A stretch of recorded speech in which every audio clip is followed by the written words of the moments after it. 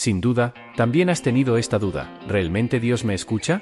¿Mis palabras llegan hasta Él? Si Dios sabe todo, ¿por qué necesito pedir? Estas son preguntas comunes. A veces, la fe parece distante y la sensación de oraciones no respondidas puede ser abrumadora. Pero la verdad es que hay una manera correcta de pedir a Dios, y esto cambiará completamente la forma en que experimentamos su gracia y poder. En este vídeo, aprenderemos juntos cómo pedir de manera correcta, como Jesús enseñó, y descubriremos el poder increíble que hay cuando nos conectamos con Dios de manera específica y llena de fe. Estos pasos son simples y, créelo, la transformación será sorprendente. Cambiará la forma en que ves y vives la oración. Para orar, necesitamos aprender, en primer lugar, a pedir de manera correcta. Aunque es verdad que Dios sabe todo, no podemos tener la actitud de que no es necesario pedir porque Él ya sabe todo lo que necesitamos. Algunas personas piensan que no necesitamos pedir debido al versículo de Mateo: no os hagáis, pues, semejantes a ellos, porque vuestro Padre sabe de qué cosas tenéis necesidad antes que vosotros le pidáis. Mateo 6, 8. Pero para entender correctamente este verso, necesitamos examinar su contexto bíblico. Además, Jesús había dicho: y orando, no uséis vanas repeticiones, como los gentiles, que piensan que por su palabrería serán oídos. Mateo 6, 7. Aquí, Jesús se refería a la práctica de repetir las oraciones ritualísticamente, no estaba diciendo que no se puede pedir. Lo explicaré más adelante. Por el contrario, su intención era enseñarnos a dirigir al Padre todas las peticiones que surgen de nuestra oración. Dirigir peticiones a Dios es un aspecto básico de la oración. Dios es nuestro Padre, y como Padre, se complace en dar bendiciones a sus hijos. Un hijo dentro de su familia tiene ciertos derechos. Jesucristo, el Hijo de Dios, nos asegura: en aquel día no me preguntaréis nada. En verdad os digo que todo lo que pidáis al Padre, en mi nombre, os lo dará. Hasta ahora nada habéis pedido en mi nombre. Pedid, y recibiréis, para que vuestro gozo sea completo. Juan 16, 23-24. Y en el versículo 27, muestra por qué sucede de esta manera: porque el Padre mismo os ama, porque me has amado y has creído que salí de Dios. El Padre nos ama porque creemos en su Hijo, por lo tanto, somos partícipes de la herencia del Hijo unigénito de Dios. Dios es muy bondadoso, hermanos y hermanas. Quiere darnos todas las cosas buenas siempre y cuando se las pidamos. Si vosotros, siendo malos, sabéis dar buenas dádivas a vuestros hijos, ¿cuánto más vuestro Padre que está en los cielos dará cosas buenas a los que le pidan? Mateo 7:11. Cristo vino a este mundo para proporcionar redención y restauración al hombre caído. Cuando Cristo estaba en la cruz, Dios estaba cumpliendo las condiciones necesarias para que la humanidad pudiera volver a tener comunión completa con Él. Pablo dijo lo siguiente, a saber, que Dios estaba en Cristo reconciliando consigo al mundo, no tomándoles en cuenta a los hombres sus pecados, y nos encargó a nosotros la palabra de la reconciliación. 2 Corintios 5 y 19. Basándonos en la obra reconciliadora del Padre, todos nosotros tenemos la posibilidad de ser salvos, pero la salvación debe ser predicada hasta los confines de la tierra, ofreciendo a todos los hombres la oportunidad de aceptar o rechazar el Evangelio, la buena nueva de que el precio ya ha sido pagado y que todos los hombres pueden tener acceso directo a Dios. Pero para recibir esta gran bendición de la salvación, los hombres deben pedirla a través del arrepentimiento. Deben pedir a Cristo que les perdone los pecados, deben pedir a Cristo que entre en sus corazones. Aunque el don de la salvación está disponible para todos, solo podemos apropiárnoslo pidiéndolo. Y no solo obtenemos la regeneración mediante la petición, sino que también la plenitud del Espíritu Santo está a nuestra disposición, simplemente pidiéndolo. Pues si vosotros, siendo malos, sabéis dar buenas dádivas a vuestros hijos, cuánto más vuestro Padre Celestial dará el Espíritu Santo a los que se lo pidan. Lucas 11:13. No solo el don de la salvación, sino también la plenitud del Espíritu Santo y todas las demás bendiciones están a nuestra disposición y podemos obtenerlas mediante la petición en oración. Santiago afirma que Dios no negará sabiduría a nadie, sino que la dará liberalmente, siempre que se pida con fe. Podemos obtener los dones del Espíritu Santo, simplemente pidiéndolos. Curación, liberación, prosperidad y bendiciones son cosas que todos podemos pedir a Dios. También tenemos el derecho de orar a Dios por un avivamiento, pedir al Señor lluvia en el tiempo de las lluvias tardías. Al Señor, que hace las nubes de lluvia, dándoles a los hombres aguacero. Zacarías 10:1. La bendición de Dios puede ser nuestra, solo tenemos que pedirla. Podemos recibir las bendiciones de Dios que en Zacarías se tipifican como lluvias, porque Dios ha ordenado que las pidamos. Está muy claro que Dios está deseoso de bendecir a sus hijos. Sin embargo, debemos hacer nuestra parte, que es pedir de manera correcta. Ahora, hermanos y hermanas, ¿cómo funciona este asunto de pedir? ¿Cómo podemos obtener la respuesta a nuestras peticiones? Hay, sin embargo, 4 pasos. El primer paso es que tenemos que pedir con fe. El simple hecho de pedir algo a Dios no garantiza una respuesta positiva. Y todo lo que pidiereis en oración, creyendo, lo recibiréis. Mateo 21:22. El segundo paso es que tenemos que mantener una relación con Cristo. Si permanecéis en mí, y mis palabras permanecen en vosotros, pedid todo lo que queréis, y os será hecho. Juan 15:7. Cuando permanecemos en oración, nos desarrollamos espiritualmente de manera que sus deseos se vuelven los nuestros. El tercer paso es que tenemos que tener la motivación correcta. Pedís, y no recibís, porque pedís mal, para gastar en vuestros placeres. Santiago 4:3. Sabemos que el deseo de Dios es darnos cosas buenas, sin embargo, muchos de nuestros pedidos están inspirados por puro egoísmo. Dios quiere que nuestras peticiones tengan el propósito de glorificarlo. El cuarto paso es que tenemos que pedir según la voluntad de Dios. ¿Significa esto que debemos averiguar primero antes de orar? Si Dios quiere que seamos sanados, no es así. Por eso es tan importante conocer las Escrituras. Aquí está la traducción al español. La Biblia nos dice cuál es la voluntad de Dios. Cuando oramos pidiendo algo que Dios ya nos ha prometido, tenemos la certeza de que estamos orando según su voluntad. Y esta es la confianza que tenemos para con Él, que si pedimos algo según su voluntad, Él nos escucha. Y si sabemos que nos escucha en cuanto a lo que le pedimos, estamos seguros de que obtenemos las peticiones que le hemos hecho. 1 Juan 5:14,15. Ahora, hermanos y hermanas, ¿cómo responde Dios a nuestras peticiones? Dios responde a nuestras peticiones de acuerdo con su propia manera de ser. No se limita a darnos exactamente lo que necesitamos, nos da en abundancia. Y mi Dios suplirá todas sus necesidades, conforme a sus riquezas en gloria en Cristo Jesús. Filipenses 4:19. Los recursos de Dios son ilimitados, de esta manera, Él suple todas nuestras necesidades. Pero Dios no carece de bendiciones, posee un depósito completamente lleno, hermanos y hermanas. Solo necesitamos saber cómo abrir ese depósito, aprendiendo a pedir. Aprendí estos principios al principio de mi ministerio. Estudié las Escrituras y descubrí que Dios es bueno. Inicié mi ministerio en la región más pobre de Corea en una época de seria depresión económica en nuestro país, justo después de la Guerra de Corea. Aprendí a ayunar, no porque fuera espiritual, sino porque no tenía nada para comer. A través de la oración y la lectura de la palabra de Dios, entendí que Dios no era solo el Dios de Europa y Estados Unidos, es el Dios de cualquiera que quiera aprender a confiar en Él. Hay una experiencia que he contado muchas veces, pero siempre hay alguien que nunca la ha escuchado. Si no la has escuchado, escúchala ahora mismo. Ilustra perfectamente cómo podemos obtener respuestas de oración de las manos de nuestro Padre Celestial. Cuando inicié mi ministerio, aún era soltero y vivía en una pequeña habitación. En invierno, me protegía del frío enrollándome con mantas porque no tenía ningún medio de calefacción. Comencé a predicar el mensaje de la abundancia de Dios según las Escrituras, y me encontré en un dilema. Si Dios era tan bueno y teníamos tantos y tan vastos recursos, ¿por qué yo era tan pobre? Esta es una pregunta que muchas personas se están haciendo, especialmente en los países en desarrollo. Un día me di cuenta de que necesitaba 3 cosas. Como no tenía un vehículo para visitar a los miembros de mi iglesia, necesitaba una bicicleta. También necesitaba un escritorio porque no tenía dónde poner la Biblia. Y decidí pedirle a Dios una silla, también, porque la necesitaba para la mesa. Hoy en día, estas 3 cosas pueden parecer insignificantes, pero hace unos 25 años, eran cosas raras en nuestra región. Con toda confianza, le pedí a mi Padre Celestial estas 3 cosas, una silla, un escritorio y una bicicleta.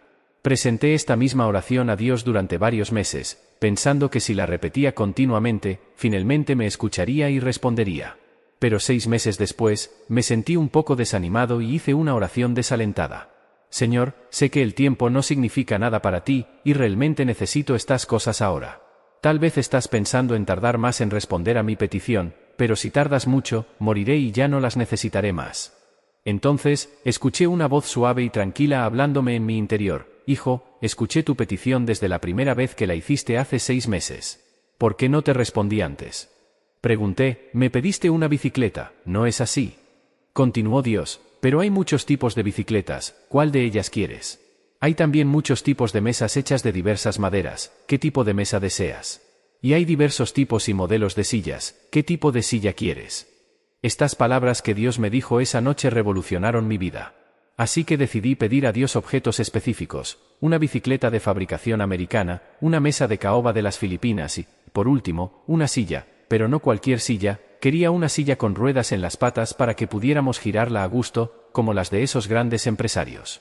2 semanas después, recibí una bicicleta americana un poco usada, que era propiedad del hijo de un misionero.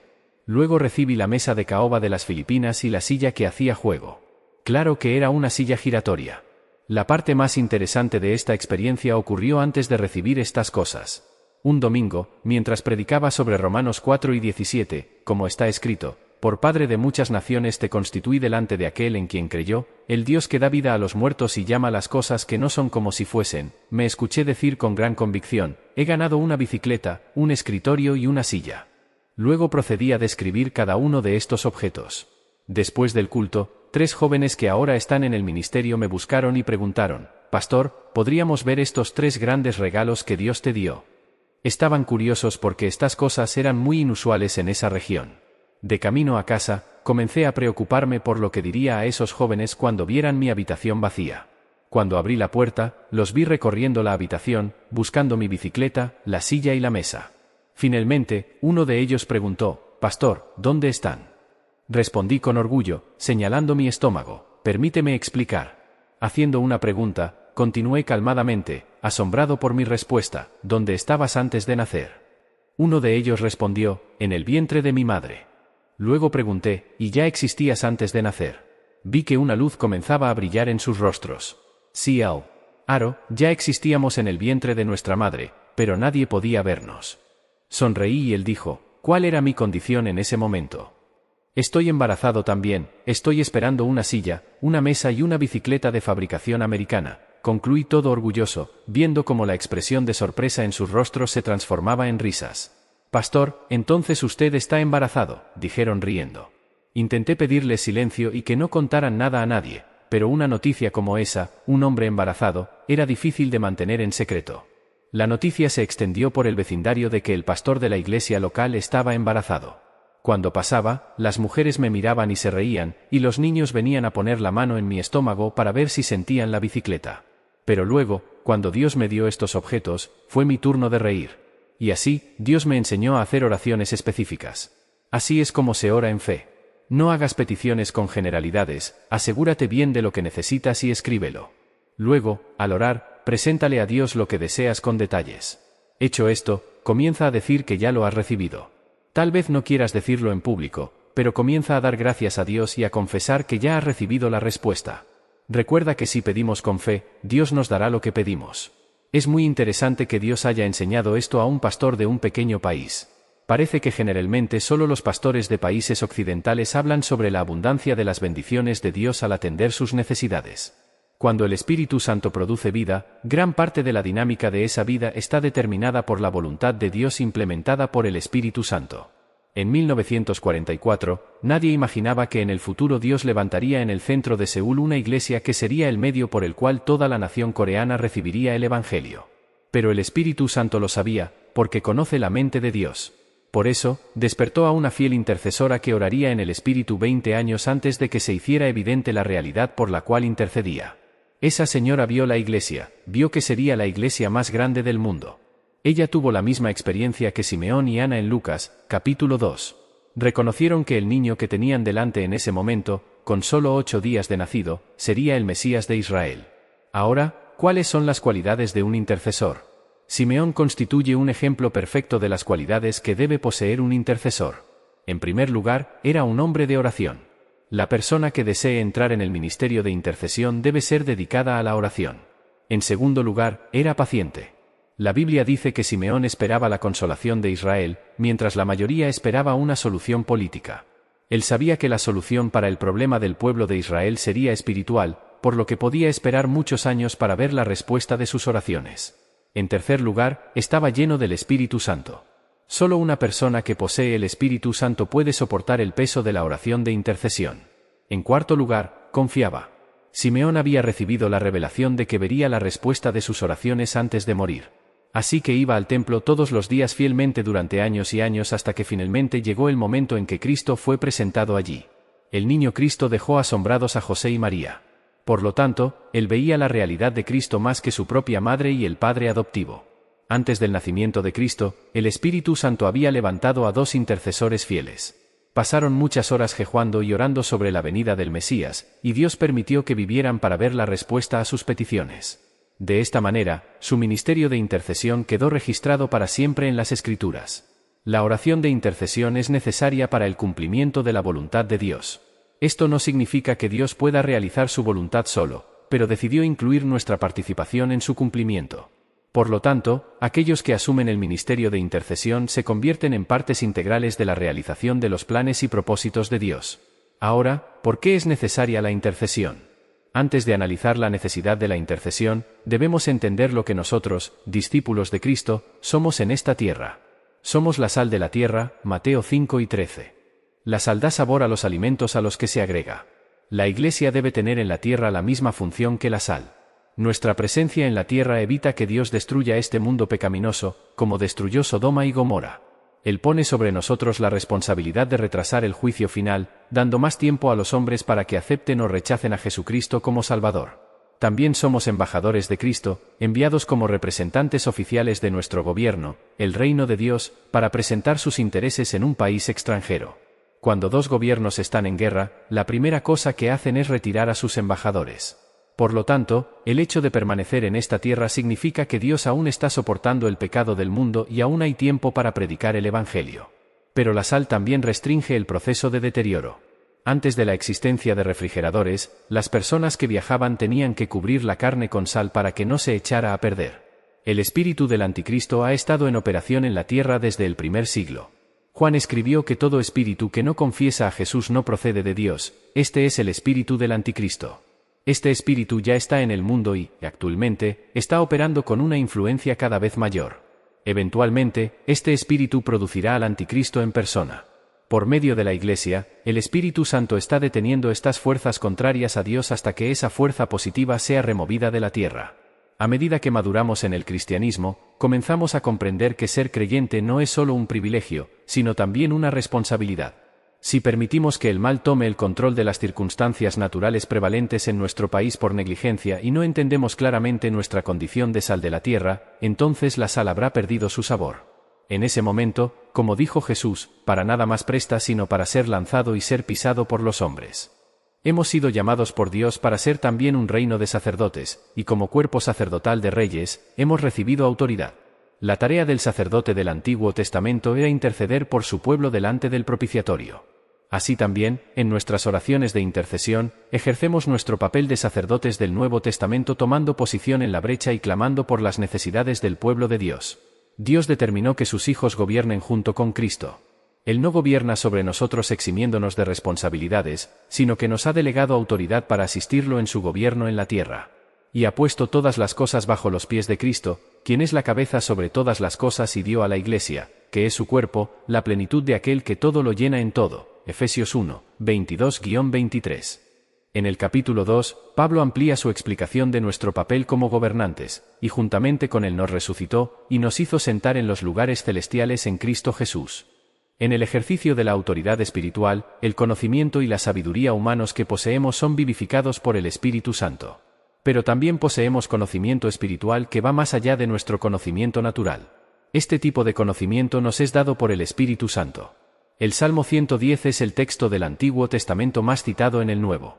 Analicemos detenidamente este salmo para ver cómo nuestra autoridad puede emplearse en la oración de intercesión.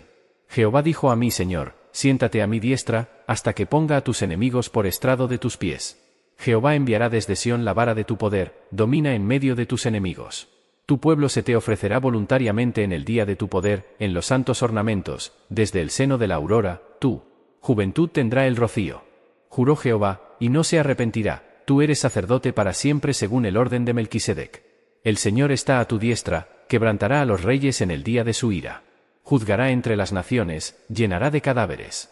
Quebrantará las cabezas en muchas tierras. Del arroyo beberá en el camino, por esto, levantará la cabeza. En este importante salmo, Cristo es presentado como el supremo gobernante de la tierra y como sumo sacerdote según el orden espiritual de Melquisedec. El autor del libro de Hebreos amplía aún más el papel de Cristo como sacerdote espiritual, viviendo para siempre para interceder por ellos. El gobierno de Cristo estará revestido de características muy peculiares, ya que gobernará sobre sus enemigos. Cuando David era rey en medio de sus enemigos, poseía un trono físico. De manera similar, Cristo está en pleno control de todo, aunque no posea tronos físicos de poder terrenal. Así, la forma en que el mundo experimenta el dominio de Cristo en las circunstancias actuales es a través del ejercicio de la autoridad de la Iglesia. Ahora que entendemos nuestra posición espiritual en este mundo como sal de la tierra, sacerdotes reales y participantes del gobierno de Cristo, veamos cómo funciona la intercesión y por qué es necesaria. Como vimos en la oración que Daniel hizo, Satanás se opone a la voluntad de Dios no solo en lo que respecta a la Iglesia, sino en todo lo que se relaciona con el mundo. Al haber recibido autoridad sobre esta era, Satanás es llamado el Dios de este siglo y dirige todo su poder contra el pueblo de Dios, que, como ya hemos visto, está llamado a ejercer la autoridad de Cristo. Sabiendo que la Iglesia es el principal obstáculo para sus pretensiones en la tierra, Satanás se esfuerza por devorarnos como un león rugiente. Sin embargo, el Evangelio debe ser predicado, y las naciones deben llegar al conocimiento de Cristo. Aquí vemos dos intereses en conflicto. Mediante la intercesión, el creyente cumple su función sacerdotal al ofrecer una base terrenal a Dios para promover sus intereses. Esta era se ha convertido en un campo de batalla entre dos fuerzas opuestas, pero Dios tiene un grupo suyo en tierra extranjera que puede hacer que la influencia de la eternidad penetre en esta era. De esta manera, este mundo natural puede ser conquistado y pasar a estar bajo el dominio del reino de Dios. Cuando Israel luchaba contra sus enemigos, Moisés levantaba las manos, y cuando las bajaba, Israel era derrotado. Esto es un claro símbolo de la práctica de la intercesión. Hay un precio en la intercesión. Antes de comprender el precio de la oración intercesoria, necesitamos entender el sufrimiento actual de Cristo. Cuando Saulo estaba viajando a Damasco, vio una luz brillante, oyó una voz del cielo y le preguntaron por qué perseguía a Jesús. Saulo, que luego se llamó Pablo, no había pensado que perseguía a Jesucristo, sino solo a la Iglesia. Sin embargo, el Señor le preguntó por qué perseguía a él mismo. Somos el cuerpo de Cristo, y todo lo que nosotros, como miembros suyos, sentimos, Él, siendo la cabeza, también lo siente. Nuestras aflicciones no son solo percibidas en la superficie del cuerpo afectado, sino en el cerebro, que está en nuestra cabeza. El cerebro proyecta el dolor a la parte del cuerpo afectada para que se tomen las medidas necesarias. Así también, el cuerpo de Cristo siente todo lo que sentimos, y Él sufre lo que sufrimos, pero siendo la cabeza, su sufrimiento es más intenso. Es cierto que las personas que pueden infligirnos más sufrimiento son las que están más cerca de nosotros. Desafortunadamente, algunos creyentes regresan al mundo, rechazando al precioso Señor que los salvó. Leemos en Hebreos que están crucificando nuevamente para sí mismos al Hijo de Dios y exponiéndolo a la ignominia. Hebreos 6:6. Cada vez que un creyente se aparta del mundo, Cristo sufre nuevamente lo que sufrió en la cruz. A través de la oración de intercesión, el creyente participa en los sufrimientos de Cristo con respecto a un problema específico de su cuerpo. En cierta ocasión, un predicador dirigía una campaña evangelística en África, y en medio de la noche, se despertó llorando. Mientras oraba, repetía varias veces un nombre desconocido. Horas después, el peso de la intercesión se alivió, y al día siguiente, leyó en los periódicos un informe muy extraño. Esa noche, un pueblo cuyos habitantes eran cristianos había sido masacrado, y el nombre del pueblo era el mismo que había estado mencionando en su llanto. Cristo había sentido el dolor de su pueblo, pero encontró a alguien dispuesto a participar de su sufrimiento e interceder en el Espíritu. Pablo escribió lo siguiente: para conocerle, y el poder de su resurrección, y la participación de sus padecimientos, llegando a ser semejante a él en su muerte. Filipenses 3:10. En este versículo, Pablo demuestra que no solo quiere disfrutar del poder de la resurrección de Cristo, sino que también está dispuesto a tener comunión con Él en sus sufrimientos. En nuestra Iglesia, nos hemos comprometido a iniciar un ministerio de intercesión. Hemos aprendido a practicar la oración de petición y hemos visto nuestras necesidades ser respondidas. También hemos practicado la oración devocional, disfrutando de comunión con nuestro maravilloso Señor. Sin embargo, estamos aún más comprometidos con la oración de intercesión, y estamos siendo testigos de un avivamiento en nuestra tierra y lo veremos en todo el mundo. No hay otro lugar en la tierra donde se sepa que miles de personas están ayunando y orando continuamente, entre 3 y 10,000 personas. Estamos tomando en serio la batalla que Dios nos ha encomendado. Estamos utilizando con toda seriedad las armas espirituales que nos garantizarán la victoria. Sabemos perfectamente cuál es el campo de batalla, el corazón de todos los hombres del mundo. Estamos convencidos de que compartiremos la victoria final con el Rey de la Gloria. Al hacer oraciones de intercesión, ¿a qué puertas ingresamos? Además de su función como medio de entrada a una casa o edificio, la puerta se utiliza metafóricamente como entrada a una experiencia espiritual o a una oportunidad. Por eso, Jesús dijo, «Yo soy la puerta», Él es el medio por el cual el hombre puede llegar al Padre. Pablo utilizó esta palabra como una entrada para una oportunidad. Cuando llegué a Troas para predicar el Evangelio de Cristo, y se me abrió una puerta en el Señor, no tuve tranquilidad en mi espíritu. 2 Corintios 2, 12-13. Escribiendo a la iglesia de Filadelfia, Juan relata una revelación de Cristo: «Conozco tus obras. Mira, he puesto delante de ti una puerta abierta, que nadie puede cerrar». Apocalipsis 3, 8. Sin embargo, la puerta no es solo un símbolo de oportunidad para predicar el Evangelio de Jesús a una comunidad, sino también una oportunidad para una persona. Como el Señor dice, «He aquí, yo estoy a la puerta y llamo. Si alguno oye mi voz y abre la puerta, entraré a él, cenaré con él y él conmigo». Apocalipsis 3 y 20. Hay puertas de acceso a las naciones y grupos étnicos que pueden abrirse. Una vez abiertas, esas personas pueden recibir fe y creer. Cuando llegaron a un lugar, reunida la iglesia, informaron cuán grandes cosas había hecho Dios con ellos y cómo había abierto a los gentiles la puerta de la fe. Hechos 2 y 27. Entrar en una de esas puertas de oportunidad implica enfrentar oposición espiritual por parte de los principados y potestades que impiden que las naciones reciban el Evangelio y lo acepten. Porque una puerta grande y oportuna para el trabajo se me abrió, y hay muchos adversarios. 1 Corintios 16, 9.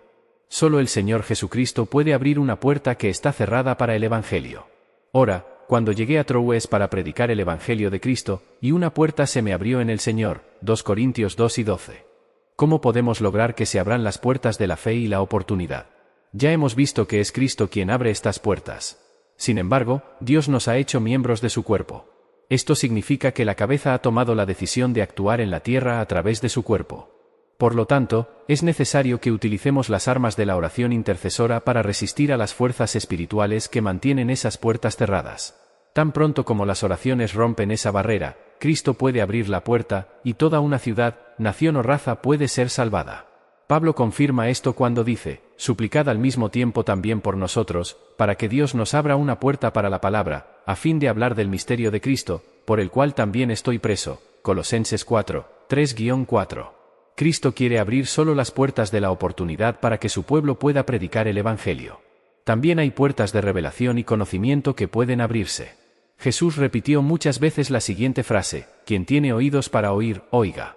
Esta afirmación dirigida a las iglesias del Apocalipsis en los capítulos 2 y 3 nos muestra que muchas veces no entendemos lo que escuchamos. Es necesario que se abra la puerta del entendimiento para que nuestra mente comprenda lo que Dios desea revelarnos. Después de estas cosas, Juan miró y vio, no solo una puerta abierta en el cielo, sino también la primera voz que oí como de trompeta, al hablarme, diciendo, «Sube acá, y te mostraré lo que debe suceder después de estas cosas». Inmediatamente, yo me hallé en espíritu. Apocalipsis 4, 1, 2. En el libro de los Hechos, vimos que Dios puede abrir una puerta de oportunidad y mantenerla abierta para que prediquemos el Evangelio sin obstáculos. Cuando Pablo fue acusado formalmente y llevado a Roma, el centro del pecado en ese momento, oró y pidió a otros que intercedieran por él. Finalmente, se abrió una puerta, y Pablo permaneció en su propia casa por 2 años, predicando el reino de Dios con toda valentía y enseñando las cosas concernientes al Señor Jesucristo sin impedimento alguno. Hechos 28, 30-31. Así concluye el libro de los Hechos, y es importante señalar que el Espíritu Santo lo termina como dejando una puerta abierta. Naturalmente, muchas personas saben que el libro no tiene un cierre gramatical bien definido. Podemos inferir esto ya que Lucas, siendo médico, debería tener un buen dominio del griego y aún estaba siendo escrito. La Iglesia aún estaba llevando a cabo los hechos del Espíritu Santo, aunque sabemos que al final, Pablo fue ejecutado. El hecho es que la historia oficial de la Iglesia primitiva concluye con una nota positiva. Después de que Dios abre la puerta de la oportunidad espiritual, nadie puede prohibir la predicación del Evangelio. Dios incluso puede bloquear la oposición que proviene de nuestros propios hermanos en Cristo. Es lamentable que tengamos que desperdiciar tanta energía debido a la falta de unidad dentro de la Iglesia. En lugar de que el pueblo de Dios luche contra su verdadero enemigo, el diablo, muchos se oponen entre sí.